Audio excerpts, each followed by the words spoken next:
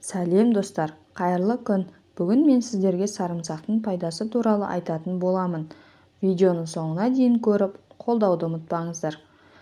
Адамның қорғанышы иммун жүйесі, түрлі жұқпалы ауруларға қарсы тұру қабілетіміз де сол иммун жүйеміздің мықтылығына байланысты.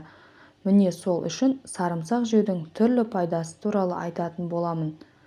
Адам ағзасындағы бактериялармен күреседі. Ас мәзіріне күнделікті шикі сарымсақты қоссаңыз, ағзаңыздағы дизентерия, кандидоз, тағы да сол сияқты аурулардан ағзаңызды сақтайды.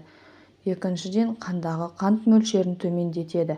Қант диабетімен ауыратындар үшін күнделікті сарымсақ жеген жөн. Сарымсақ қандағы қант мөлшерін 25%-ға дейін төмендетеді. Үшіншіден, иммунитетті күшейтеді. Сарымсақ вирусты аурулармен емделуде және олардың профилактикасында таптырмас табиғи құрал.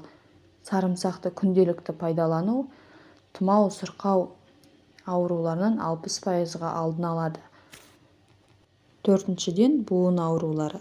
Сарымсақтың аяқ-қол буындары үшін пайдасы зор. Тұз жиналудың да алдын алады. Зақымданған буынның тіндерін қалыпқа келтіреді. Остеоартриттің алдын алады. Бесіншіден, артық салмақпен күреседі.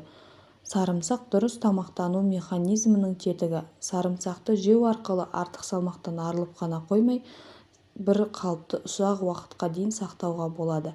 Менің видеом ұнаса, каналыма тіркеліп, лайк басып қойыңыздар.